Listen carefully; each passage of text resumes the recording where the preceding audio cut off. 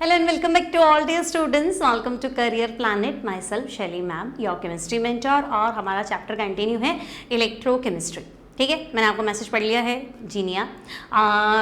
JEE के PYQs चाहिए. ठीक है, तो मैं इस चैप्टर को एक बार कंप्लीट होने दो. तो मैंने आपको सोल्यूशन और इलेक्ट्रोकेमिस्ट्री ये दोनों पढ़ा दिया है ना. मैं इसके जेई के PYQs आपको करा दूँ. ठीक है, चलो तो आज कंटिन्यू करते हैं. आज का जैसा कि आपको टॉपिक पता ही है, आज हमें कंडक्टेंस पढ़ना है, स्पेसिफिक कंडक्टेंस पढ़ना है. लेकिन इससे पहले जो हमारा एक टॉपिक बाकी है उसको कंटिन्यू करें. हमने नर्स इक्वेशन कर लिया था, हमने इक्विलिब्रियम कांस्टेंट को कैलकुलेट करना नहीं सीखा है. तो पहला हमारा काम रहेगा इक्विलिब्रियम कांस्टेंट को कैलकुलेट करना. ठीक है, तो हेडिंग लगाएंगे पहले. सबसे पहले calculation of equilibrium constant with the help of Nernst equation. ठीक है, इक्विलिब्रियम कांस्टेंट साम्यावस्था स्थिरांक है ना. तो हम कहेंगे देखो नर्स इक्वेशन तो हमें याद है ना. शुरू कहाँ से की थी वहां से सोचो. तो हम कहेंगे नर्स इक्वेशन हमने शुरू की थी डेल्टा जी. बोलो delta G equals to delta G not plus क्या था, delta G equals to delta G not plus R T L N Q C है ना. क्यू लिख दो भले. ठीक है, क्यू सी नहीं लिखो तो C in terms of concentration, P in terms of pressure, तुम क्यू लिख दो. डेल्टा जी क्या था, free energy. Delta G not क्या था, standard Gibbs free energy. R क्या है, गैस कांस्टेंट. टी क्या है, टेम्परेचर. और क्यू क्या है, क्यू है रिएक्शन कोफिशिएंट, हिंदी में बोले तो अभिक्रिया गुणांक. और एल एन होता है नेचुरल लॉग. ये सब तो पता ही, हमने पूरा नर्स इक्वेशन डिराइव किया था. नाउ स्टूडेंट्स, आपको तो इक्विलिब्रियम कांस्टेंट निकालना है. तो मुझे एक चीज बताओ, अगर इक्विलिब्रियम स्टेट आ गई है ना, अगर इक्विलिब्रियम है तो eight equilibrium delta G zero होता है. हम सबको पता है एट इक्विलिब्रियम डेल्टा जी क्या होता है, जीरो होता है ना. और इक्विलिब्रियम पे मैं क्यू क्यू लिखूं, इक्विलिब्रियम पे क्यू सी इक्वल्स टू क्या होता है, के सी, या क्यू इक्वल्स टू के. क्यू क्या है, रिएक्शन कोफिशिएंट, और के क्या है, इक्विलिब्रियम कांस्टेंट. तो हम कहेंगे हाँ क्यू मत लिखो, के लिखो. क्यू तब होता है जब इक्विलिब्रियम नहीं होता है किसी भी कंडीशन में, किसी भी समय पे, except equilibrium product concentration upon reactant concentration. तो हम कहेंगे ओके चलो at equilibrium delta G zero होता है और क्यू की वैल्यू के बराबर होती है. अब तो ये चीज जीरो हो गई, इसको मैं उधर ले जाती हूँ. तो भाई delta G not equals to, तो इक्वल्स टू हो गया minus R T L N Q. ठीक है, now student delta G not तो तुम्हें पता है, डेल्टा जी नॉट क्या होता है, तो मैं कहूंगी minus N F E not cell. क्या बेटा, डेल्टा जी नॉट क्या होता है, minus N F E not cell है ना. और यहाँ पे मैं लिख देती हूँ minus R T L N और क्यू की जगह के. ठीक है, के है इक्विलिब्रियम कांस्टेंट. अगर आपको लगे के क्या है, इक्विलिब्रियम कांस्टेंट साम्यावस्था स्थिरांक. ठीक है, इक्विलिब्रियम कांस्टेंट. अब क्या करें, तो हम कहेंगे माइनस माइनस तो कैंसिल कर दो है ना. और ई नॉट सेल, तो भाई E not cell equals to R T upon N F और एल एन के. ये एक फॉर्मूला बन जाएगा हमारे पास है ना. सीधा फॉर्मूले पे भी क्वेश्चन आते हैं बहुत बार. तो भाई E not cell equals to R T upon N F L N K. लेकिन मुझे तो के निकालना है ना, मुझे तो इक्विलिब्रियम कांस्टेंट फाइंड करना है. तो मैं कहूँगी okay E not cell equals to R T upon N F. N तो भाई कोई रिएक्शन के दौरान कितने इलेक्ट्रॉन ट्रांसफर हुए वो तो रिएक्शन में ही पता चलेगा, ऐसे कोई फिक्स तो है नहीं एन की वैल्यू.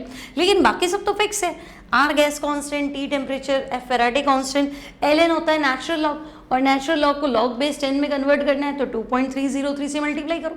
तो हमने नर्स इक्वेशन में इन सब का वैल्यू पुट करा था ना, तो हमें आंसर तो पता ही. E not cell equals to 0.0591 upon N और लॉग के. ठीक है, तो ये आपका एक नया फॉर्मूला है, इसको भी आपको ध्यान रखना है कि भाई E not cell equals to ये होता है. ठीक है, इक्विलिब्रियम कांस्टेंट का फॉर्मूला बताओ, लॉग के का फॉर्मूला बताओ. तो हम कहेंगे देखो लॉग के इक्वल्स टू है ना. अब लॉग बेस 10 है क्योंकि ये 2.303 मैंने रख लिया पहले से है ना, नेचुरल लॉग नहीं है, लॉग बेस 10 है. तो हम कहेंगे भाई N E not cell upon 0.0591. ठीक है, N E not cell divide by 0.0591. Okay, लेकिन के बताओ. तो बेटा के इसका एंटी लॉग हो जाएगा, के हो जाएगा anti log N E not upon 0.0591. ऐसे कर है ना. अब एंटी लॉग, तो एंटी लॉग मतलब 10 की पावर, एंटी लॉग 10 मतलब 10 की पावर 10, एंटी लॉग 2 मतलब 10 की पावर 2. तो हम कहेंगे अच्छा भाई ठीक है, एक और फॉर्मूला बना हमारा, एक तो ये हो गया है ना। ये फॉर्मूले ध्यान रखना, क्वेश्चन बन सकता है। एक और फॉर्मूला मैं लिख दूँ, k इक्वल्स टू एंटीलॉग मतलब 10 की पावर, क्या भाई 10 की पावर, तो 10 की power n E not upon 0.0591। Clear बच्चे, k equals to n E not 10 की power n E not upon 0.0591। Clear, सारे फॉर्मूले क्लियर है ना। तो बस तुम ये फॉर्मूला याद कर लो, और फॉर्मूला भी नहीं तो तुम सीधा ये याद कर लो, है ना। नर्न्स इक्वेशन तो याद ही है ना, वो तो याद करनी जरूरी है। E cell equals to E not cell minus 0.0591 था, ई उड़ा दो, है ना, तो ई नॉट इधर आ जाएगा, तो E naught equals to 0.0591 upon N log base 10k। तो ये तो नर्न्स इक्वेशन से आ जाएगा, टेंशन ही खत्म। ई क्यों उड़ाया, क्योंकि इक्विलिब्रियम पे डेल्टा जी जीरो था, तो एन एफ ई तो जीरो ही हो गया ना, फिर वो सारा माइनस एन एफ ई की वैल्यू जीरो होगी। तो आप सीधा ये फॉर्मूला याद कर लो, कुछ भी नहीं करना, बस नर्न्स इक्वेशन से उठा के लाना है। ठीक है, अब देखो क्वेश्चन कैसे आते हैं। PYQs लिए हैं मैंने, CBSE AIPMT 2007 का क्वेश्चन है, ये तो सिंपल ही होना चाहिए। देखो, the equilibrium constant of the reaction, आपके पास ये इक्वेशन है ना, आपकी इक्वेशन है कॉपर प्लस 2Ag प्लस, ठीक है, और प्रोडक्ट क्या मिल रहा है, तो हम कहेंगे कॉपर प्लस 2 Ag, ये हमारी इक्वेशन है। ठीक है, अब तुम्हें पता है जहाँ न्यूट्रल है वहाँ सॉलिड लिखते हैं क्या बेटा, जहाँ न्यूट्रल है वहाँ सॉलिड लिखते हैं, जहाँ आयन है वहाँ एक्वस लिखते हैं, तो यहाँ फिर मुझे एक्वस लिखना चाहिए और यहाँ मुझे सॉलिड लिखना चाहिए। कितने इलेक्ट्रॉन ट्रांसफर हो रहे हैं, तो मैं कह रही हूँ देखो कॉपर से कॉपर प्लस 2, 2 इलेक्ट्रॉन ट्रांसफर हो रहे हैं। ठीक है, 298 केल्विन टेम्परेचर है, ठीक है, ई नॉट की वैल्यू दे रखी है 0.46, और फाइंड क्या करना है, इक्विलिब्रियम कांस्टेंट। ओके, आपको तो फॉर्मूला याद ही, बोलो नर्न्स इक्वेशन से लिख दो, ई सेल की जगह ई नॉट सेल कर दो, E not cell equals to 0.0591 upon N log K. ठीक है, तो मैं ई नॉट सेल को एन से मल्टीप्लाई करके 0.0591 से डिवाइड कर देती हूँ, लॉग के आ जाएगा। ओके भाई, तो भाई log K equals to N E not, N की वैल्यू 2, क्या बच्चे एन 2 कहाँ से आया, कॉपर से कॉपर प्लस 2, 2 इलेक्ट्रॉन ट्रांसफर हुए ना, तो एन की वैल्यू 2, ठीक है, 2 × 2 तो ई नॉट कितना 0.46, ठीक है, डिवाइड बाय, तो डिवाइड बाय 0.0591, ठीक है, पॉइंट उड़ा दो, 2 तो गए, 2 और ऊपर आ जाएंगे। ठीक है, तो 46 का डबल 92, तो 9200 डिवाइड बाय 591, 9200 डिवाइड बाय 591, है ना, 15.6, ठीक है, तो ये मेरे पास आ गया 15.6। ओके, है ना, लेकिन ये तो लॉग के की वैल्यू, क्या बेटा, ये तो लॉग के की वैल्यू, लॉग के 15.6, तो के क्या होगा, तो मैं कहूँगी एंटी लॉग कर दूँ, है ना, यहाँ से लॉग हटाना है तो देखो यहाँ एंटी लॉग ले, यहाँ एंटी लॉग ले, तो एंटी लॉग लॉग कैंसिल, यहाँ से लॉग उड़ाना है ना तो यूँ नहीं, वहाँ एंटी लॉग ले लो, ऐसा नहीं होता, यहाँ से लॉग उड़ाना है तो एंटी लॉग लॉग कैंसिल, और वहाँ एंटी लॉग आएगा, तो k equals to anti log 15.6, और एंटी लॉग सिखाया था 10 की पावर 15.6। अब क्या मैं 15.6 15.6 को ऐसे लिख सकती हूँ 15 प्लस 0.6, 15.6 क्या होता है 15 प्लस 0.6, तो मैं इसको 10 की पावर में भी तो ऐसे लिख सकती हूँ 10 की पावर 15 इंटू 10 की पावर 0.6, तो यहाँ एक ही बात है ना, बेस कॉमन है तो पावर ऐड हो जाती, सुना होगा, बेस कॉमन है, आधार समान है तो घातें जुड़ जाती है, बेस कॉमन है तो पावर ऐड हो जाती, तो हम कहेंगे हाँ इसमें क्या बड़ी बात है। अब मान लो इसके आगे नहीं आता, तो ऐसा ऑप्शन ढूंढ लो जिसमें 10 की पावर 15 हो, इतना तो है ही, तो मुझे तो आंसर मिल ही गया, है ना। तो ऐसा ऑप्शन ढूंढिए जिसमें 10 की पावर 15 है, तो हम कहेंगे हाँ वो तो हमें मिल गया, ऑप्शन 1, है ना, ऑप्शन 1 में 10 की पावर 15 तो है ही। फिर 10 की पावर 0.6 को कैसे सॉल्व करें, तो मुझे एक चीज़ बताओ, 10 की पावर 0.6 को सॉल्व करना है तो मुझे एक चीज़ बताओ, 10 की पावर हाफ मतलब 10 की पावर 0.5 होता है, 10 की पावर हाफ मतलब क्या होता है 10 की पावर 0.5, या 10 की पावर 0.5 मतलब क्या होता है 10 की पावर हाफ, और 10 की पावर हाफ क्या होता है √10, 10 की पावर हाफ क्या होता है √10, और √10 जो है लगभग 3.3 3.4 के अराउंड होना चाहिए मेरे हिसाब से, है ना भाई, 9 का √3 होता है तो 10 का √3 से ज़्यादा ही होगा, तो 3.3 3.4, तो मेरा आंसर 3.4 से ज़्यादा होना चाहिए, है ना। तो इतना तो उसने अप्रॉक्स पूछा नहीं, एग्जैक्ट पूछा नहीं, आंसर तो काफ़ी दूर दूर है। तो मेरा आंसर 10 की पावर 15 होना चाहिए और 3.4 से ज़्यादा होना चाहिए, 3.7, 3.8 ऐसा होना चाहिए। तो अब तो ये बिल्कुल मैच कर रहा है। तो यहाँ आपका उत्तर जो है ऑप्शन 1। रीज़न समझ में आ ही गया मैंने ऐसा क्यों बोला है। ठीक है, आगे बढ़ो।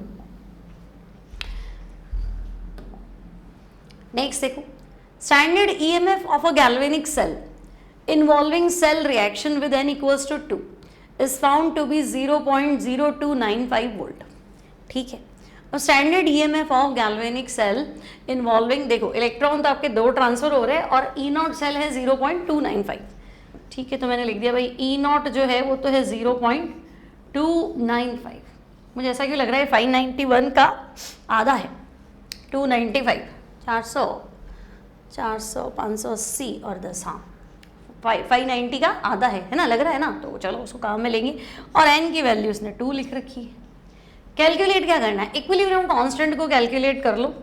फेराडे कांस्टेंट और r की वैल्यू दे रखी है ना, और टेम्परेचर भी अगर नहीं दिया तो 298 केल्विन ही, और वैसे भी है ना हम रूम टेम्परेचर पे ही कंसिडर करते हैं इसको, इक्वेशन को हमारी। तो हम कहेंगे हमारा फॉर्मूला तो ये है, E not cell equals to 0.0591 divide by n log base 10 K. ठीक है, चलो इतनी बात तो समझ में आ रही है। तो लॉग के कितना हो जाएगा, तो लॉग के हो जाएगा n into E not cell. तो बेटा n तो हो गया 2 और ई नॉट सेल कितना हो गया 0.295 और 0.0591। ठीक है, अब इसका डबल तो 591 होता ही है, मुझे क्लियर है। याद में लगे तो सारे पॉइंट उड़ा दो। देखो ये पॉइंट उड़ाओगे तो 10 की पावर 3 है, ये पॉइंट उड़ाओगे तो 10 की पावर 4 है। ठीक है, इन दोनों का डबल तो यही होता है, उड़ा दो। और 10 की पावर 3 और 10 की पावर 4 को भी सेट कर दो, तो मेरे पास तो 10 आया। ठीक है, तो मेरे पास लॉग के जो है वो 10 आ गया। ईजी हो गया उल्टा मेरे लिए। लॉग के की वैल्यू कितनी है 10। अब मैं कहूँ कि ना के निकालना है, इक्विलिब्रियम कांस्टेंट, लॉग के तो नहीं निकालना है। तो के क्या होगा, के क्या होगा एंटी लॉग ऑफ 10। क्या बेटा के क्या होगा, यहाँ से एंटी लॉग लो, एंटी लॉग लॉग कैंसिल, वहाँ anti log of 10। Anti log 10 क्या, 10 की पावर 10। तो हम कहेंगे एंटी लॉग 10 मतलब 10 की पावर 10। तो हमारा आंसर जो है दैट शुड बी 10 की पावर 10, यानी करेक्ट ऑप्शन जो होगा दैट इज ऑप्शन 1। क्लियर है, 1 इंटू 10 की पावर 10। ओके है, आगे बढ़े।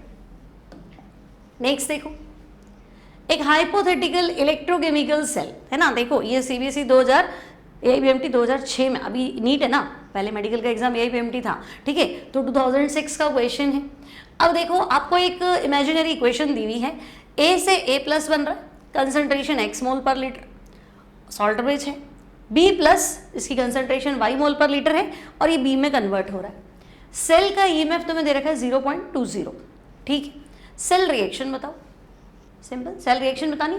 तो तुम बताओ, ऐसा लग रहा है ए से तो ए प्लस बन रहा है, मैं नेट सेल इक्वेशन लिखूं तो मैं कहूँगी नेट इक्वेशन ये कह रही है ए से ए प्लस बन रहा है और एक इलेक्ट्रॉन छोड़ रहा होगा, और बी प्लस से बी बन रहा है, मतलब बी प्लस इसी इलेक्ट्रॉन को एक्सेप्ट करके बी में कन्वर्ट हो रहा होगा।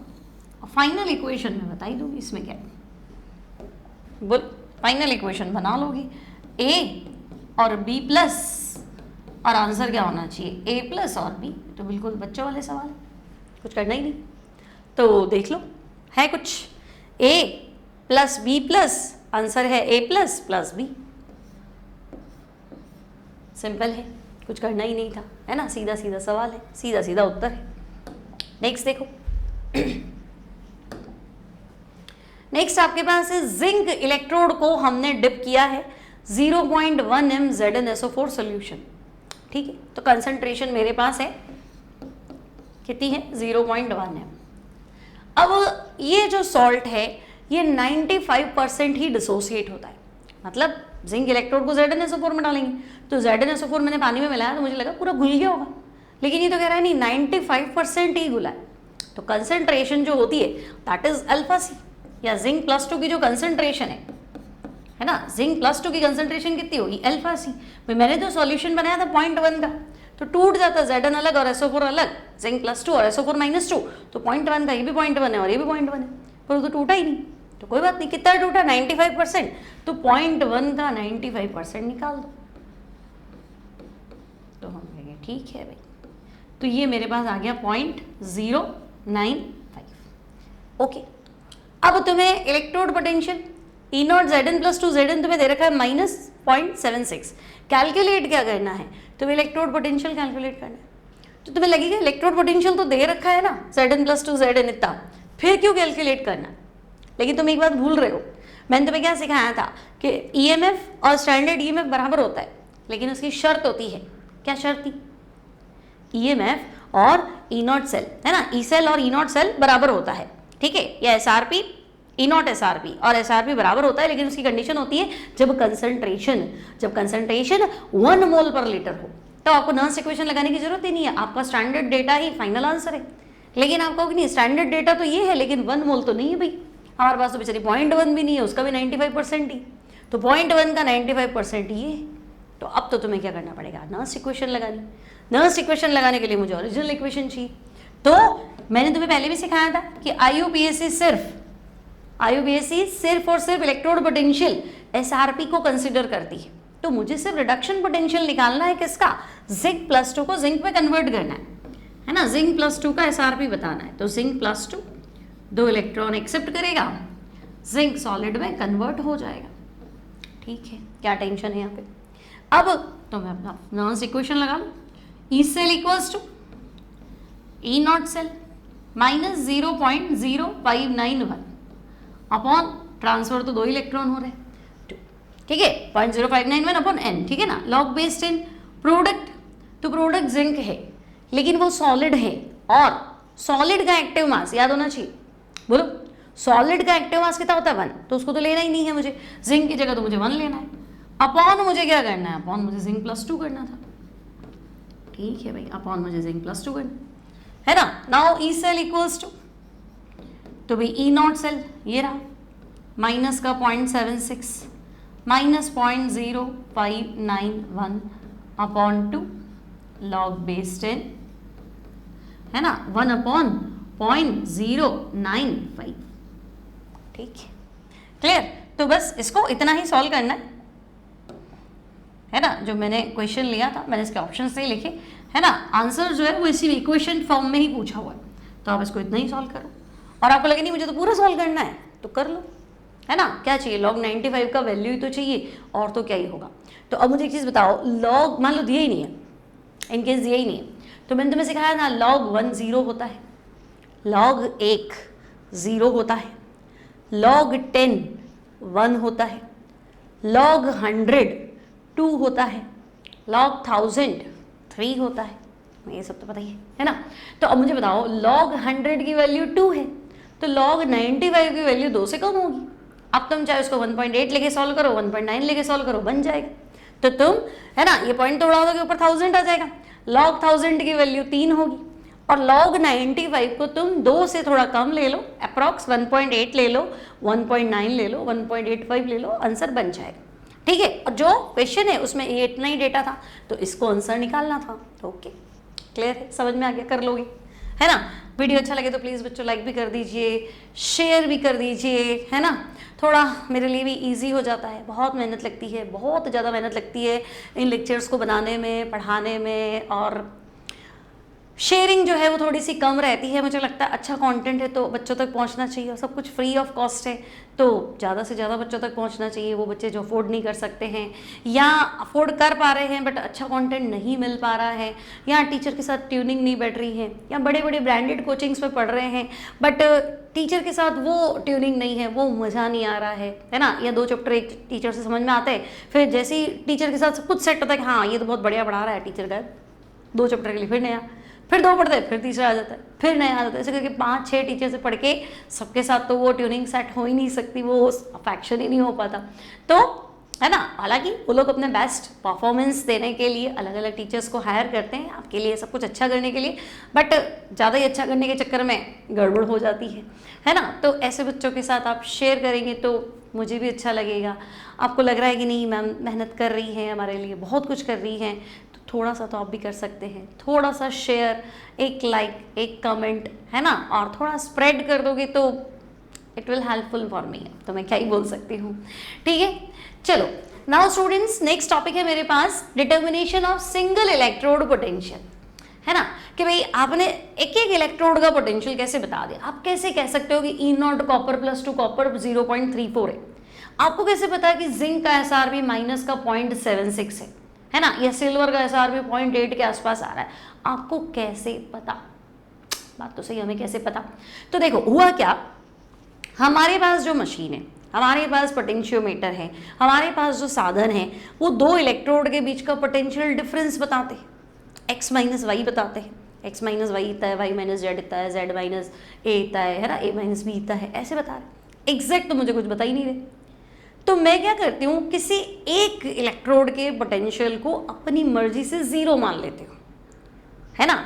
इसके लिए मैंने चुना है हाइड्रोजन को, तो हम ले रहे हैं स्टैंडर्ड हाइड्रोजन इलेक्ट्रोड, जिसको हम लिखते हैं शी, या नॉर्मल हाइड्रोजन इलेक्ट्रोड, ठीक है। तो हमने एक इलेक्ट्रोड बनाया है, इसको हमने नाम दिया है स्टैंडर्ड हाइड्रोजन इलेक्ट्रोड। क्या तुम्हें मेरी बात समझ में आ रही है? स्टैंडर्ड हाइड्रोजन इलेक्ट्रोड, इसको हम बोल रहे हैं शी, और इसको E0 शी जो है, E0 शी जो है उसका वैल्यू कितना है? 0। E0 शी की वैल्यू कितनी है? 0। इतनी बात क्लियर है? तो हम कहेंगे भाई ये हमने स्टैंडर्ड हाइड्रोजन इलेक्ट्रोड लिया है, E0 शी है, इसका वैल्यू हमने अपने मन से माना है 0। अब जब भी मान लो कि मैंने एक सेल बनाया Zn प्लस 2, और इसके साथ मैंने शी कनेक्ट कर दिया, है ना, तो शी मतलब हाइड्रोजन इलेक्ट्रोड जो है वो मैंने इसके साथ कनेक्ट कर दिया, है ना, और मैंने तुम्हें कहा कि भाई आप E0 सेल निकालो, तो तुम कहोगे E0 सेल क्या होता है? E0 Zn प्लस 2, है ना, और बाकी क्या होगा? शी पे रिडक्शन। और मुझे कैसे पता शी पे रिडक्शन होगा? तो पहले तो मैंने सेल बना के दिया, इसका मतलब यहाँ ऑक्सीडेशन है, यहाँ रिडक्शन है ना। और शी जो है, ये जो हमने बनाया है स्टैंडर्ड हाइड्रोजन इलेक्ट्रोड, ये it can act both as anode as well as cathode. हमने जो हाइड्रोजन इलेक्ट्रोड बनाया है, इसकी खास बात क्या है? ये एनोड की तरह भी बिहेव कर सकता है, ये कैथोड की तरह भी बिहेव कर सकता है, डिपेंड करता है किसके साथ कनेक्टेड है ना। अगर मैंने इसको ज़्यादा रिएक्टिव के साथ जोड़ा, तो भाई ज़्यादा रिएक्टिव तो कहेगा मैं इलेक्ट्रॉन छोड़ूंगा, तो मैं इलेक्ट्रॉन छोड़ूंगा, मेरा ऑक्सीडेशन, तो मैं एनोड, तो शी कहेगा कोई बात नहीं मैं कैथोड, है ना। और कम रिएक्टिव के साथ जोड़ा है, तो कम रिएक्टिव क्या कहेगा? मैं तो इलेक्ट्रॉन नहीं दूंगा, तो शी कहेगा ओके कोई बात नहीं मैं दे देता हूँ, मैं एनोड और तुम कैथोड, है भी तो शी ना, है ना, शी मतलब फीमेल, तो एडजस्टेबल है, कोई टेंशन नहीं है ना, कोई टेंशन नहीं है। अगर आप एनोड बनोगे तो हम कैथोड बन जाएंगे, तुम कैथोड बनोगे तो हम एनोड बन जाएंगे, कोई टेंशन नहीं है। और तुम्हें डिफरेंस में भी हम 0 रहेंगे, कोई टेंशन नहीं, है ना। 0 क्यों रहेंगे? ताकि आप अच्छा काम कर पाए, आप सिंगल इलेक्ट्रोड पोटेंशियल को माप पाए, इसलिए हमने इसको माना है 0। आई बात समझ में? तो E0 शी 0 होता है, ये एनोड कैथोड दोनों की तरह बिहेव कर सकता है ना। तो मैंने कहा जैसे देखो मैंने इसको मापा, तो तुम कहोगे अब E0 सेल की वैल्यू आएगी, है ना, पोटेंशियल हमारे पास तो मशीन है ही सही ना डिफरेंस निकालने की, तो हम कहेंगे हाँ, तो अब मेरे पास जो आंसर आएगा that will be Zn plus 2, क्योंकि इसका वैल्यू तो 0 है। तो अब ये आ गया मेरे पास क्या? सिंगल इलेक्ट्रोड पोटेंशियल, और SR भी चाहिए तो मैं साइन बदल दूंगी, इतना तो हमें पता ही, ठीक है। तो स्टैंडर्ड हाइड्रोजन इलेक्ट्रोड समझ में। अब होता कैसे है, इसका क्या डिज़ाइन क्या है भाई, है ना, तो इसका डिज़ाइन पढ़ते हैं भाई, शी कैसे बिहेव करता है, क्या है। तो देखो शी में आपके पास होता है एक प्लैटिनम का पतला सा वायर, है ना, इसके बेस में आपके पास है प्लैटिनम की फॉइल, ठीक है भाई, प्लैटिनम का वायर है और बेस में है प्लैटिनम की फॉइल। ये वायर बहुत थिन है, तो इसको हमने सील कर दिया ग्लास ट्यूब में, ठीक है। और हमने इसको एक सोल्यूशन के कांटेक्ट में रखा जो कि H+ आयन देता है, ठीक है ना। और यहां हम पास करने वाले हैं हाइड्रोजन गैस, ठीक है, क्लियर। वापस देखो, हमारे पास था प्लैटिनम वायर, ठीक है, sealed in a glass tube, okay. हर चीज की वजह है, बहुत ही पतला वायर है, टूट जाएगा, ग्लास ट्यूब, है ना। बेस में है प्लैटिनम फॉइल, ठीक है। प्लैटिनम फॉइल जो है ये प्लैटिनम ब्लैक से कोटेड है। अभी आपको पता चलेगा कि यहाँ पे हाइड्रोजन गैस लिबरेट होगी, सॉल्यूशन के अंदर हाइड्रोजन गैस होगी तो जाएगी कैसे, बाहर से तो आ सकती थी, अंदर से कैसे जाएगी, तो प्लैटिनम ब्लैक जो है ना वो सारी हाइड्रोजन गैस को एब्जॉर्ब कर लेगा। प्लैटिनम ब्लैक का काम है भाई, क्या काम है, अभी हम देखेंगे कि रिएक्शन के दौरान हाइड्रोजन गैस बनेगी तो उस हाइड्रोजन गैस को सॉल्यूशन के अंदर से कैसे गायब करेंगे, तो ये प्लैटिनम ब्लैक जो है हाइड्रोजन गैस को एब्जॉर्ब कर लेता है, सरफेस पे अट्रैक्ट कर लेता है, पकड़ लेता है उसको सॉल्यूशन के अंदर ही, ठीक है। फिर यहाँ से हम हाइड्रोजन गैस पास करने वाले थे। टेम्परेचर हमें रखना है 298 केल्विन, प्रेशर हमें रखना है 1.013 बार, ठीक है। ये शी का जो है बेसिक जो है ये स्ट्रक्चर है ना। अब आपने कहा कि भाई शी एनोड भी हो सकता है, शी कैथोड भी हो सकता है ना। मान लो कि शी जो है एनोड है, शी एज एनोड, तो भाई एनोड है तो क्या होगा, तो हम तो डे 1 से पढ़ रहे हैं, एनोड है तो ऑक्सीडेशन होगा, छोड़ो इलेक्ट्रॉन। तो अगर शी एनोड की तरह बिहेव करे तो हाइड्रोजन गैस जो है वो H आयन बनाएगी। अगर शी एनोड की तरह बिहेव करे तो हाइड्रोजन गैस H+ आयन बनाएगी। और बेटा अगर शी कैथोड की तरह बिहेव करे, शी एज कैथोड, तो H आयन जो है वो हाइड्रोजन गैस में कन्वर्ट हो जाएंगे। अगर शी एनोड है तो ये, शी कैथोड है तो ये, क्या ही दिक्कत है ना। एनोड मतलब ऑक्सीडेशन, तो हाइड्रोजन गैस क्या करेगी, इलेक्ट्रॉन छोड़ेगी, तो हाइड्रोजन इलेक्ट्रॉन छोड़ेगी तो क्या बनेगा, H आयन और इलेक्ट्रॉन फ्री। और कैथोड मतलब रिडक्शन, तो रिडक्शन मतलब H+ आयन इलेक्ट्रॉन एक्सेप्ट करेंगे और तो मिलेगा H आयन आएंगे कहाँ से, तो भाई ये सोल्यूशन है ना, ये मैंने नहीं लिखा, H+ आयन कंटेनिंग सोल्यूशन। हमने शी को ऐसे सोल्यूशन के संपर्क में रखा है जो H आयन देता है, और हमें तो कंसंट्रेशन स्टैंडर्ड रखनी है 1 मोल पर लीटर, है ना। तो अगर कैथोड है तो भाई ये H आयन हाइड्रोजन में कन्वर्ट होंगे और ये हाइड्रोजन जो है ये हमारा प्लैटिनम ब्लैक है ना, इसके ऊपर एब्जॉर्ब हो जाएगी, ठीक है। फिर तो बढ़िया है ना। आपको ध्यान रखना है थोड़ा डायग्राम से कि ये प्लैटिनम ब्लैक कर रहे थे ना, ये प्लैटिनम ब्लैक के ऊपर हाइड्रोजन गैस एब्जॉर्ब हो जाएगी। और शी पे ऑक्सीडेशन होता है तो जो तुम हाइड्रोजन पास कर रहे हो वो हाइड्रोजन इसके कांटेक्ट में आके इलेक्ट्रॉन छोड़ देगी इलेक्ट्रोड पे, और H आयन जो है वो सॉल्यूशन में मिक्स हो जाएंगे, तो सॉल्यूशन की कंसंट्रेशन बढ़ जाएगी। दिक्कत क्या है, ठीक है, बात तो सही है ना। तो एनोड भी हो सकता था, कैथोड भी हो सकता था। रिप्रेजेंट कैसे करें, तो बात सही है, शी को रिप्रेजेंट करो,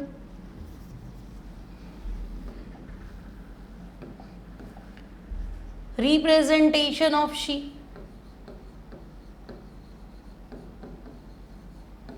कैसे रिप्रेजेंट करोगे, तो देखो SHE as anode, SHE as anode मतलब हाइड्रोजन इलेक्ट्रोड पे क्या हो रहा है, ऑक्सीडेशन। तो बेटा जब ऑक्सीडेशन होगा तो हाइड्रोजन किस में कन्वर्ट होगा, H+। अब हाइड्रोजन गैस जहाँ होती है वहाँ प्लैटिनम इलेक्ट्रोड लिख दो, तो H2 H+ में कन्वर्ट होगा। और मैं कहूँगी नहीं, SHE as cathode, SHE as cathode, तो बच्चे यहाँ क्या होगा, रिडक्शन होगा। रिडक्शन होगा तो H+ जो है वो कन्वर्ट होगा H2, और यहाँ आप प्लैटिनम इलेक्ट्रोड लिख दीजिए। तो ये एनोड है, ये कैथोड है, ये इसका रिप्रेजेंटेशन है। क्लियर है, कोई टेंशन नहीं, समझ में आ गया सारा का सारा, है ना। देखो अपन थोड़ा नीट और जेई के अकॉर्डिंग पढ़ रहे हैं तो थोड़ा सा स्पीड अगर आपको लगे तो ये फास्ट है, आप धीरे करके भी देख सकते हो, और धीरे तो कोई बात नहीं, अच्छे से समझ में आ रहा है आपको, है ना। एक एक चीज़ आपका कॉन्सेप्ट क्लियर होना चाहिए, उद्देश्य जो है आपका, एम जो है, उद्देश्य आपका क्या है, अच्छे मार्क्स लाना, 650 प्लस का स्कोर करना है। तो 650 प्लस में कोई चीज़ छोड़नी नहीं है, छोड़ा और वही आ गया तो सीधे 5 नंबर गए, 4 नंबर गए, बहुत दिक्कत है। ठीक है, तो अच्छी तैयारी करो, कोर्स में करा दूंगी, सिलेबस का टेंशन मत करो, रोज़ क्लास ले लूँगी, है ना। साथ साथ में भी हिंदी मीडियम भी चल रहा है, ऐप में हिंदी मीडियम वाले बच्चों के लिए अलग से भी कंटेंट है ना, तो उसको भी आप पढ़ सकते हैं। पीडीएफ के लिए मैंने आपको बता ही रखा है, सब कुछ अवेलेबल है आपके पास। ठीक है, चलो यहाँ तक कोई दिक्कत नहीं है, आगे बढ़ जाए तो हम कहेंगे चलो हाइड्रोजन इलेक्ट्रोड भी क्लियर। अब अगर हम बात करें कंडक्टर्स, तो बेटा कंडक्टर्स जो है, कंडक्टर्स जो है वो 3 तरह के। पहली बात, कंडक्टर मतलब जो कंडक्ट करे इलेक्ट्रिसिटी। अगर हम बात करें कंडक्टर तो तुम कहोगे कंडक्टर मतलब जो कंडक्ट करे इलेक्ट्रिसिटी, विच कंडक्ट्स इलेक्ट्रिसिटी। अब करंट पास करना कुल मिला के, तो करंट पास करने की अगर मैं बात करूं तो देखो, करंट तो मेटल में भी आता है, करंट तो आयोनिक कंपाउंड में आता है, आयोनिक कंपाउंड के सॉल्यूशन में। भाई नमक में नहीं आएगा, सॉलिड NaCl में नहीं आएगा, बट पिघले हुए नमक में तो आएगा, नमक के घोल में तो आएगा, है ना। और एक होता है मिक्स्ड कंडक्टर। ठीक है, तो हम कहेंगे अच्छा करंट की बात कर रहे हो तो 3 तरह के कंडक्टर हमें पता है। एक होता है मेटालिक कंडक्टर, ठीक है भाई, एक हमारे पास है मेटालिक कंडक्टर, दूसरा है ionic conductor, metallic conductor, ionic conductor, और तीसरा है मिक्स्ड कंडक्टर। ठीक है, क्लियर भाई, 3 तरह के कंडक्टर्स होते हैं, आयोनिक कंडक्टर, मेटालिक कंडक्टर और मिक्स्ड कंडक्टर। अब बेटा मेटालिक कंडक्टर मतलब मेटल, है ना। मेटालिक कंडक्टर तो तुम कहोगे भाई मैडम सिल्वर हो सकता है, गोल्ड हो सकता है, प्लैटिनम हो सकता है ना। इलेक्ट्रोड तो यही लेते हैं, जिंक हो सकता है, कॉपर हो सकता है। अब मेटल में करंट किस वजह से आएगा, तो मैं कहूंगी मेटल में करंट चार्ज की वजह है फ्री इलेक्ट्रॉन्स। मेटल में करंट आता है फ्री इलेक्ट्रॉन्स की वजह से। ठीक है, और तुमने पढ़ा फिजिक्स में कि अगर टेम्परेचर बढ़ाते हैं तो मेटल का रेजिस्टेंस बढ़ जाता है, प्रतिरोध बढ़ जाता है, और कंडक्टेंस जो है वो कम हो जाती है ना। कि भाई अगर मैं वायर की बात करूँ, अगर वायर है गर्म है तो करंट कम आएगा, रेजिस्टेंस बढ़ जाता है ना, करंट आना कम हो जाता है, कंडक्टेंस कम हो जाती है। आयोनिक कंडक्टर की बात करो तो मैं कहूँगी भाई आयोनिक कंडक्टर का example all ionic compounds, all ionic compounds in fused state. Fused मतलब गलित अवस्था, पिघला हुआ है, फ्यूज्ड स्टेट और मोल्टन स्टेट, और या फिर इक्वस सॉल्यूशन। फ्यूज्ड और मोल्टन तो एक ही हुआ ना क्या बच्चे, फ्यूज्ड और मोल्टन तो एक ही हुआ, फ्यूज्ड मतलब पिघला हुआ, मोल्टन मतलब भी पिघला हुआ। ठीक है, या फिर इक्वस सॉल्यूशन यानी जलीय विलयन, पानी में उसके घोल की बात कर रहे हो। ओके, तो ionic compounds are conductor, good conductor of electricity but in fused state और इन इक्वस सॉल्यूशन।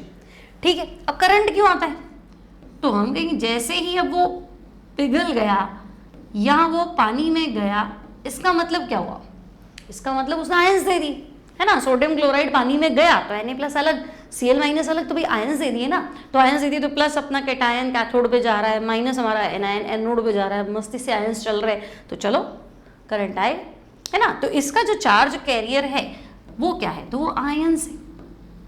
अब अगर मैं टेम्परेचर बढ़ाऊं तो देखो जैसे NaCl है तो ठीक है ना, घुल ही जाता है, बट जो चीज़ें कम घुल रही, टेम्परेचर बढ़ाने में क्या होता है, generally dissociation, degree of dissociation, degree of ionization, ions बनाने की क्षमता ज़्यादा होती है, या उनको मोबिलिटी मिलती है ना। आयंस जो है तो अपनी स्पीड से चल रहा है, तुमने टेम्परेचर बढ़ाया, तुमने हीट दी सिस्टम को, हीट दी तो आयन को हीट पहुंचाओगे, एनर्जी दोगे तो थोड़ा तेज चलेगा ना। अभी कोई चल तो रहा है आराम से, कोई दिक्कत नहीं है, थोड़ा धक्का दे देंगे तो थोड़ा तेज चल लेगा, तेज चलेगा तो चलने को ही तो करंट कह रहे हैं, है ना। तो टेम्परेचर बढ़ाते हैं तो जनरली डिग्री ऑफ डिसोसिएशन बढ़ता है, इसलिए कंडक्टेंस भी बढ़ता है, मोबिलिटी बढ़ जाती है थोड़ी सी आयंस की। ओके, और मिक्स्ड कंडक्टर में क्या है भाई, तो देखो अगर तुमने 11th में S ब्लॉक पढ़ा है तो तुमने पढ़ा है सोडियम है, लिथियम है, ये पानी में जाके, पानी में नहीं सॉरी, लिथियम है, सोडियम है, अमोनिया के साथ ब्लू कलर का सोल्यूशन बनाते हैं, है ना। तो सोडियम प्लस भी होता है आयन, और अमोनिएटेड इलेक्ट्रॉन भी होता है।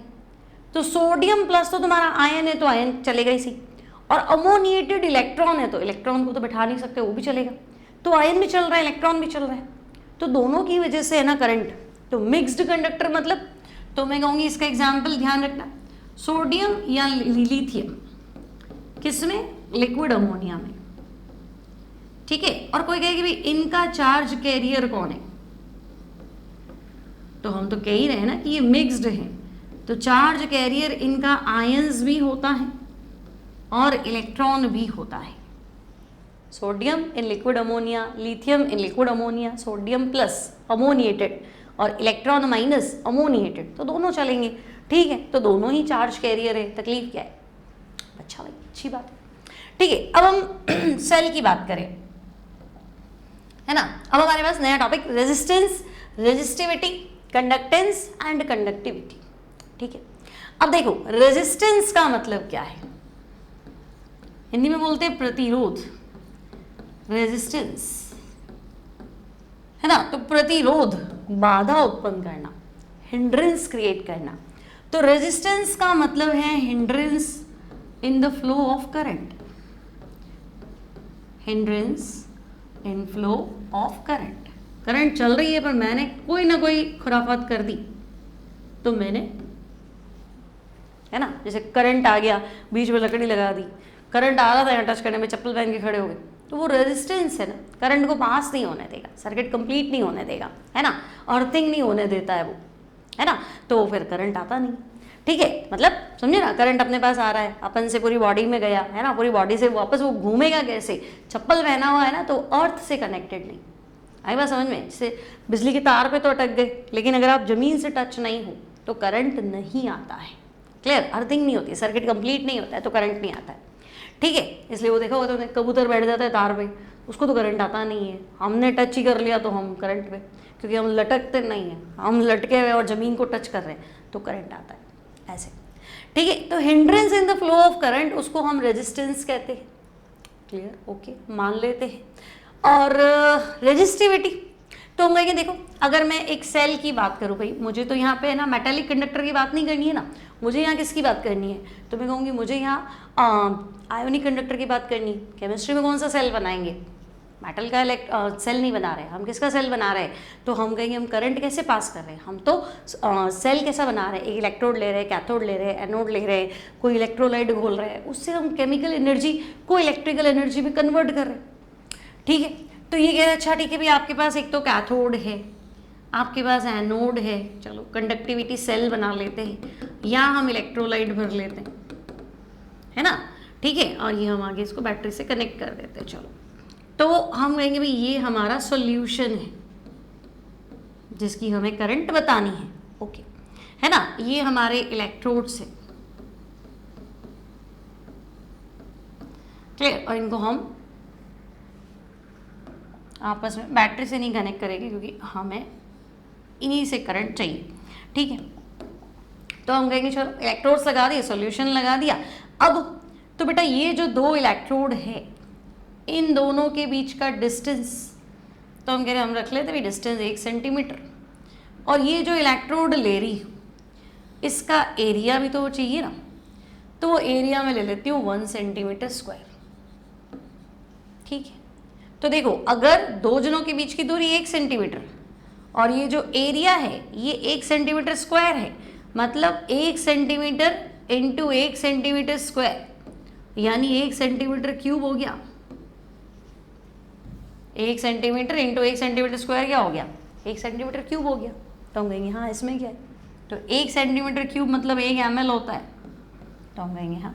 तो मुझे 1 ml सॉल्यूशन चाहिए अभी थोड़ी देर, करंट किसका निकालूंगी, खाली सेल का थोड़ा ना निकालूंगी, कुछ भरना पड़ेगा ना, कंडक्टेंस किसकी निकालोगे, सॉल्यूशन की बताऊंगी ना, ऐसे, ठीक है। तो पहला रेजिस्टेंस, तो तुम कहोगे भाई करंट के फ्लो में प्रॉब्लम क्रिएट करना, हिंड्रेंस क्रिएट करना, दैट इज रेजिस्टेंस।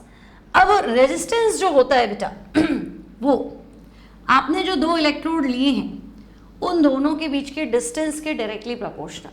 जितनी ज़्यादा दूरी पे रखोगे रेजिस्टेंस उतना ज़्यादा होगा, और एरिया ऑफ क्रॉस सेक्शन के इनवर्सली प्रोपोर्शनल, है ना। तो देखा होगा जो आपका लैपटॉप का वायर है या आपका जो क्या बोलते हैं प्रेस की वायर होती है ना, ये थोड़ी मोटी होती है, माइक्रोवेव की वायर होती है, तार जो होते हैं वो मोटे होते हैं। एरिया ऑफ क्रॉस सेक्शन ज़्यादा हो, रेजिस्टेंस कम हो, क्यों? तो रेजिस्टेंस कम होगा तो करंट ज़्यादा है, और ये लोगों को करंट ज़्यादा चाहिए, है ना।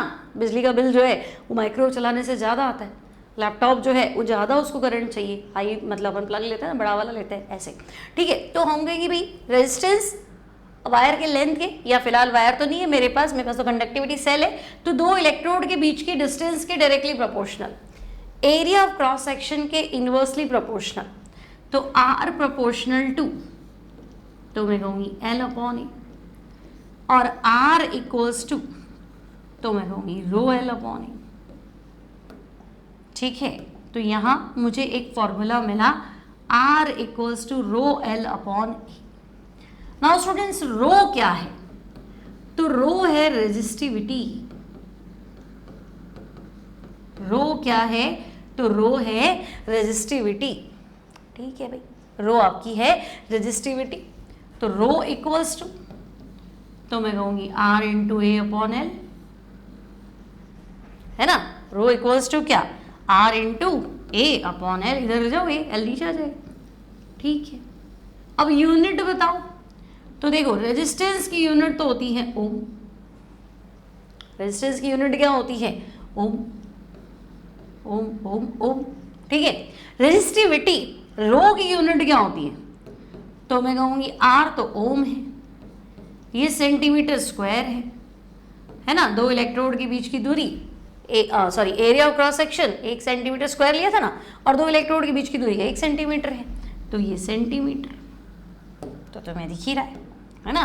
तो तुम कहोगे रेजिस्टिविटी जो है वो ओम इंटू सेंटीमीटर, ठीक है भाई। तो रेजिस्टिविटी की यूनिट है ओम इंटू सेंटीमीटर, क्लियर भाई, ठीक है। दो इसकी यूनिट आ गई। तो रेजिस्टेंस क्या होता है? क्लियर। रेजिस्टिविटी क्या होता है ना। रेजिस्टिविटी को हिंदी में हम बोलेंगे विशिष्ट प्रतिरोध या प्रतिरोधकता, या विशिष्ट प्रतिरोध, स्पेसिफिक रेजिस्टेंस कह सकते हो। नाउ कंडक्टेंस क्या होता है? कंडक्टेंस क्या होता है? तो देखो कंडक्टेंस को हम डिनोट करते हैं G से।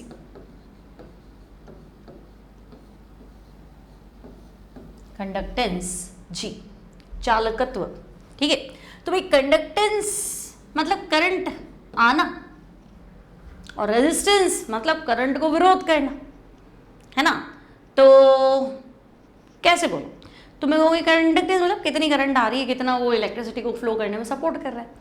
तो तुम कहोगे ना रेजिस्टेंस जितना कम होगा कंडक्टेंस उतनी ज़्यादा होगी, और रेजिस्टेंस जितना ज़्यादा होगा, विरोध ज़्यादा है, तो जीतने के चांसेस कम, और विरोध कम है, कोई अपोज ही नहीं कर रहा, तो जीतने के चांसेस क्या है? ज़्यादा है ना। तो कंडक्टेंस क्या होता है बेटा? तो हम कहेंगे कंडक्टेंस रेजिस्टेंस का उल्टा होता है, इनवर्स ऑफ रेजिस्टेंस, ठीक है। तो G इक्वल्स टू 1/R, और G का यूनिट तो भाई 1/R, तो 1/R क्या? ओम इनवर्स, है ना। ओम इनवर्स को आप लिखो सीमन, है ना, या फिर तुम सीमन साइमन कुछ भी बोल दो उसको, या फिर तुम लिखो उसको मोह, है ना, कुछ भी लिख दो, बात तो सही है, ठीक है।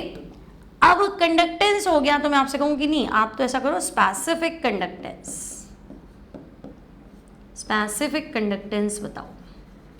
और स्पेसिफिक कंडक्टेंस विशिष्ट चालकत्व को हमारी एनसीईआरटी ने कंडक्टिविटी लिखा है, तो परेशान होना मत। कभी भी वो कोई कंडक्टिविटी बताओ तो बच्चे कंडक्टिविटी मतलब स्पेसिफिक कंडक्टेंस ही बताओ। इसको हम डिनोट कर रहे हैं कापा से। क्या बच्चे? डिनोट किससे कर रहे हैं? तो तुम कहोगे denoted by kappa, specific conductance denoted by kappa, ठीक है भाई। कापा है क्या? तो देखो जैसे कंडक्टेंस रेजिस्टेंस का इनवर्स है, स्पेसिफिक कंडक्टेंस यानी कि कापा, है ना, स्पेसिफिक रेजिस्टेंस का इनवर्स है, या कंडक्टिविटी रेजिस्टिविटी का इनवर्स है ना। कोई पूछे कंडक्टिविटी तो तुम कह दो भाई इनवर्स ऑफ रेजिस्टिविटी,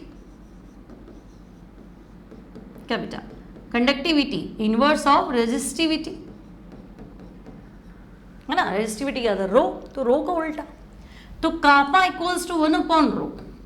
रो क्या था, तो देखो हमने लिखा था ना, रो तो था R into A upon L. रो क्या है, R into A upon L, तो कापा क्या है 1/रो, यानी 1/R इंटू एल अपॉन ए।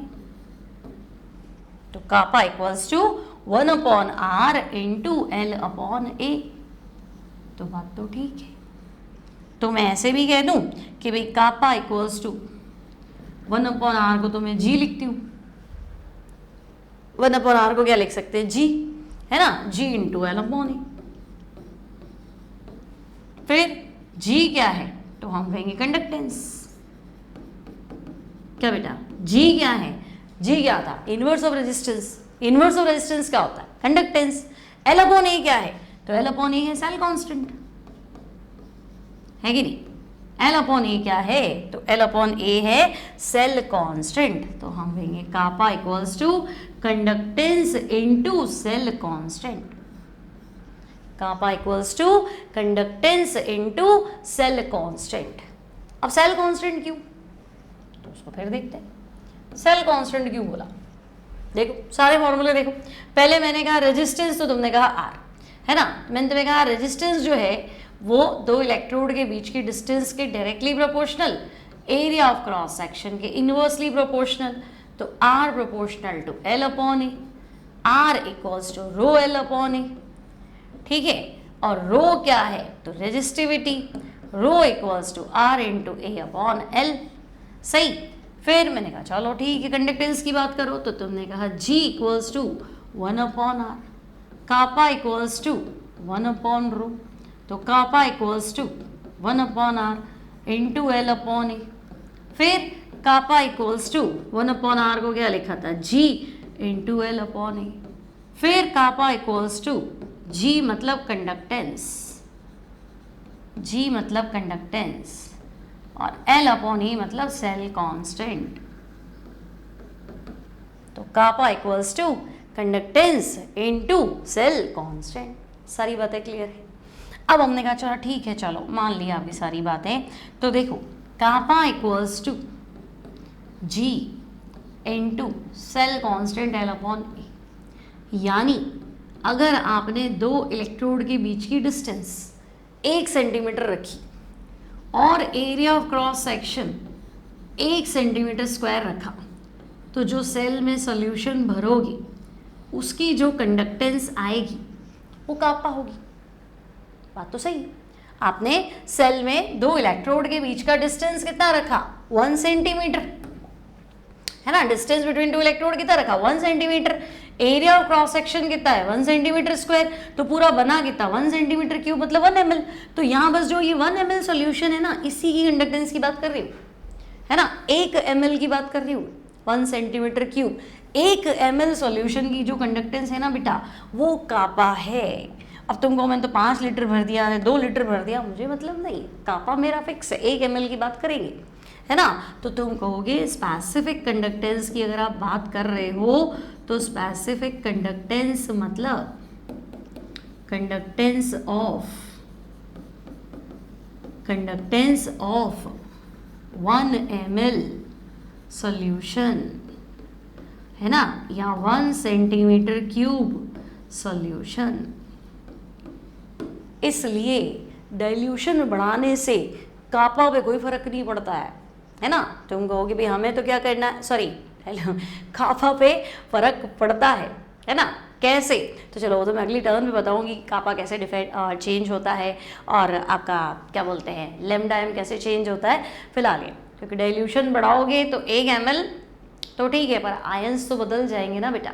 मान लो 1 ml में मेरे पास फिलहाल तो 100 आयन है, तुमने कहा मैंने तो बराबर पानी मिला दिया, तो पानी तो मिला दिया, ठीक है, मुझे तो अपना आंसर 1 ml पे ही निकालना है, पर पहले मेरे आयंस जो थे वो 1 ml में 100 तैर रहे थे। अब तुमने कहा नहीं मैंने बराबर पानी मिला दिया, तो अब आयंस जो है वो 1 ml की जगह 2 ml में 100 तैर रहे। आयंस तो होंगे उतने ही रहेंगे ना, तुमने आयन थोड़ा ना मिलाया, तुमने तो पानी मिलाया। तो डाइल्यूशन बढ़ाने से क्या हो गया, कंसंट्रेशन कम हो गई, आयनों की सांद्रता, आयनों की संख्या, नंबर ऑफ आयंस जो है वो कम हो गए। अब आयंस कम हो गए तो फिर 1 ml में भी कम हो ही सही ना, इसलिए कम हो जाती है, डाइल्यूशन बढ़ाते हुए ये कम हो जाती है। क्लियर है ना? तो हम कहेंगे चलो उसको तो हम नेक्स्ट राउंड पे डिस्कस करेंगे। यहाँ तक क्लियर है ना? Specific conductance 1 centimetre cube solution की कंडक्टेंस। अब मैं कहूँ इसका यूनिट तो बता दो कापा का, इसका यूनिट क्या है? तो देखो कापा की यूनिट नेक्स्ट स्लाइड पे ले लेती हूँ। चलो कापा क्या है? तो तुम कहोगे भी कापा है हमारा 1/r इंटू L/A। तो भाई 1/r तो साइमन था या ओम इनवर्स था। L क्या? डिस्टेंस सेंटीमीटर में, A क्या? सेंटीमीटर स्क्वायर, है ना? तो कापा की यूनिट आई ओम इनवर्स सेंटीमीटर इनवर्स, है ना? यानी कि साइमन सेंटीमीटर इनवर्स, ये आपके कापा की यूनिट है। क्लियर? तो कंडक्टेंस G, स्पेसिफिक कंडक्टेंस कापा, रेजिस्टेंस R, रेजिस्टिविटी रो, 4 चीजें सीख ली। ठीक है, अब स्पेसिफिक कंडक्टेंस है ना, सॉल्यूशन में आप सेल में जो सॉल्यूशन भरते हैं उसके अकॉर्डिंग हम स्पेसिफिक कंडक्टेंस को भी आगे 2 में डिवाइड कर देते हैं कि भाई आप कापा तो निकाल रहे हो, है ना? तो कापा तो आप 1 ml पे निकाल रहे थे, अब 1 ml की जगह मान लो 1000 ml का निकालना है। 1 लीटर सॉल्यूशन की कंडक्टेंस बताओ जिसमें 1 मोल घुला हो या 2 मोल घुला हो या 5 मोल घुला हो, तो मोलर दे रखा हो तुम्हें, मोलारिटी दे रखी हो, या 1 लीटर में इतने ग्राम इक्विवेलेंस घुला है, तो फिर हम कंसंट्रेशन के अकॉर्डिंग कंडक्टेंस 2 तरीके से डिफाइन कर लेते हैं। एक आपका मोलर कंडक्टेंस, एक इक्विवेलेंट कंडक्टेंस, एक लैम्डा m, एक लैम्डा v, है ना? और उसमें हमारे पास बहुत सारे क्वेश्चन हैं, तो उसको मैं लेती हूँ नेक्स्ट टर्म पे, क्योंकि न्यूमेरिकल प्रॉब्लम्स हो जाएंगी तो ये लेक्चर लंबा हो जाएगा। ठीक है, तो देखो साथ साथ में पहले से कुछ भी लिखा हुआ नहीं था, सिर्फ क्वेश्चन थे, वो आपकी प्रैक्टिस के लिए। बाकी सारे नोट्स मैं आपको शॉर्ट में बनवा रही हूँ, है ना? ये आप बनाएंगे, बोर्ड एग्जाम्स है तब भी ये पूरे नोट्स आपको हेल्प करेंगे, है ना? थोड़ा थियरी और रहता है लिखने का, बट ये सारा आपका काम बन जाएगा। ठीक है, तो साथ साथ में नोट्स बनाओ। क्लियर? पीडीएफ के लिए आप ऐप डाउनलोड कर दो, ऐप का लिंक आपको डिस्क्रिप्शन बॉक्स में दे रखा है, आप वहाँ से आप पीडीएफ उठा सकते हो। प्रैक्टिस पेपर, हर चैप्टर की डीपीपी, ये सब आपको ऐप में मिलेगा, है ना? और वहाँ अपलोड होते हैं, यहाँ पे भी अपलोड हो जाएगा, बट पहले क्वेश्चन खुद करो। तो वहाँ पे फ्री टेस्ट सीरीज दी हुई है, आप रोज की रोज टेस्ट दो। ठीक है, तो वापस वही share, like, subscribe, like share and subscribe. ठीक है, कर दीजिए। मिलती हूँ नेक्स्ट टाइम नेक्स्ट क्लास में। Till then take care and bye bye.